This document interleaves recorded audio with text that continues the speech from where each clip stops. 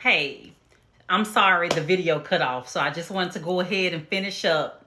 So this is part two. Part two, we're on number 5, right? I know I said prompts, y'all, but I probably should have said 5 areas and giving you prompts for each area, right? But anywho, chat semantics. All right. So number five was future goals and aspirations. Here are the questions. Now let me give you a little extra with this though. Future goals and aspirations. Here is where we mess up. And we're guilty. I know, hey, we all guilty about it. So let's just keep it 100. We got to be more intentional about our relationships because intentionality brings knowledge, right? As I said, dating is data, right? When you're dating, you're collecting data. We all know how valuable data is nowadays, right? So data needs to be as valuable to you as it is to the bank, the police, and everybody else that is out here trying to get at our data, right? When you think about future goals and aspirations, is so important for you to think about at the beginning, or especially at the point where at the beginning, because if you wait until y'all get serious to have this conversation and you see, because at serious point, I'm really feeling you, I want to settle down, I want us to, go ahead and lock it in, right? We're not dating anybody else, we're exclusive. When you get to that point, your emotions is so wrapped up, right? And this is where people don't look at the red flags. This is really where people don't ask the right questions, right? Or they wait till this moment to ask the right questions. And then when you see that this person is on a totally different side of the spectrum than you ignore it because your feelings are already in, right? So, I can change him or her, or they'll change, or, and it's like, no, this person is really telling you who they are, right? So what they say, when they tell you who they are, when a person show you who they are, believe it, right? So future goals and aspirations. Number 1, where do you see yourself in the next 5, 10, 15 years? This is a question that you should ask your potential partner, and this is a question that you should know for yourself. Because where you may see yourself in the next 10 or 15 years, your partner may not see themselves there. You know what I'm saying? So it's important for you to really sit and look at that, because also you can figure out ethics, right? Like what type of ethics do they have, right? Does this person have good work ethics?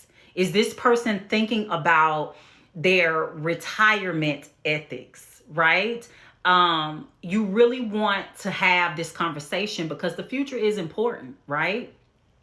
Also, do you see yourself having children is a very important question, because we end up having kids in relationships and we have not had the do you want kids talk, right? And that is how you end up with a lot of overwhelmed parents. They never wanted children in the first place. They just ended up having kids, or they ended up having kids because we're married and that's just the expectation. No, do you want kids? Do you have the urge to want to be a parent and deal with all the things that comes with being a parent? Like, we really need to sit with ourselves with that before we go out and about and, and do the little thing. You know what I'm saying?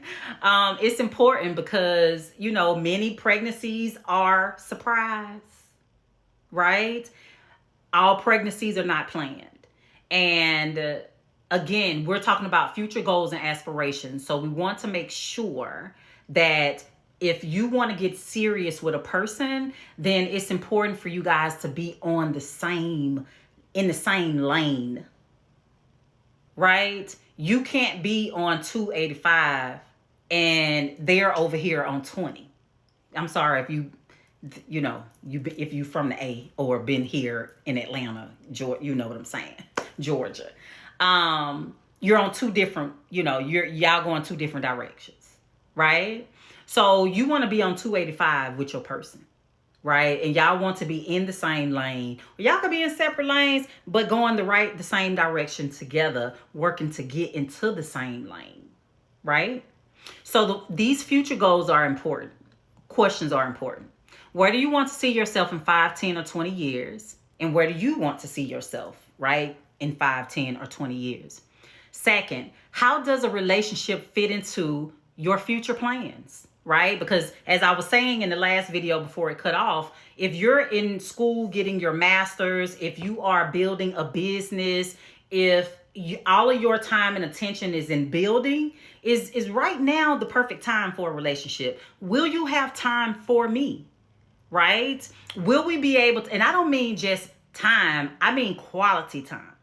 Will we be able to have quality time as you build your empire, right? As you grow your business, as you continue to finish school, as you start, this new career or just whatever, like, where can you see a relationship, can a relationship coincide with that, right? Will you have the time to nurture a relationship? God, that's so important, y'all, like for real. Question number 3, what kind of partner do you envision sharing these goals and aspirations with? And how do they contribute to your personal growth and happiness? Will your partner be a partner that is going to support you on that journey that you're on for the next 5 years? For the next 5 years, I want to start and build a business, right? Do you have a supportive partner? Will that partner help you package those soaps? Will they help you to package that sweatshirt? Will they help you to clean up the restaurant when you close? Will they help you sit down and really go over your business plan with you? Right? You need to think about these types of things because everybody is not willing to partner and do that. You have a lot of people in relationships with individual mindsets, right? You do you, I'm gonna do me, and then we'll come together for all the cute little fun stuff. You know what I'm saying? No, I need you here with the hard times. I need your support when things are not going great. If I fail, I don't need you badgering me. I need you to help support me. Help me off the floor. You know what I'm saying? So really think about what kind of partner do you envision in your future in the next 5, 10 years? How old will you be in the next 5 and 10 years? And where would you be on your trajectory, like in life, in your career, right? Another good one, where will your parents be? In 5 or 10 years, will they be at a place of aging? Will they need more of your time? Or will your partner be understanding of that? Here's another important one. If you already have a child, in 5 or 10 years, my child will be entering high school. My baby will need my attention. So will you be willing to understand that, right? My child will be going off to college. So will you be understanding of all that comes with preparing a child to launch, right? So I want you guys to really think about, don't just think about right now. Don't be afraid to ask questions when you're dating. Don't be afraid to think about the future when you're dating someone. Because if you're dating, I hope you're dating for the future, right? I hope you're dating to have this relationship, because you want to have a relationship in the future, right? That's very important.